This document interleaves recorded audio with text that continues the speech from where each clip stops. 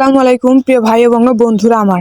আজকে ২৬শে মার্চ আমাদের চূড়ান্তভাবে দেশে স্বাধীন হয়েছিল। ১৬ই ডিসেম্বর স্বাধীন হয়েছিল আমাদের দেশ, কিন্তু পাকিস্তানি হানাদার বাহিনীরা মানেনি। কিন্তু ২৬শে মার্চ চূড়ান্তভাবে স্বাধীনতা পায় আমাদের দেশ। লক্ষ লক্ষ ভাই এবং বোনের ইজ্জতের বিনিময়ে আমরা এই স্বাধীনতাটা পেয়েছি এবং হাজার হাজার লক্ষ লক্ষ ভাই তাদের প্রাণ দিয়েছে উৎসাহ করে এবং আমাদের দেশের জন্য। এই পবিত্র মাহে রমজান উপলক্ষে আসুন আমরা তাদের জন্য একটু দোয়া করি। তারা যেন আল্লাহ তাআলা তাদেরকে যেন জান্নাত নসিব করে এবং জান্নাতের সর্বোচ্চূড়ায় তাদের দেন। দেশ ত্যাগ করে দেশের জন্য ত্যাগ করেছেন নিজের জীবন।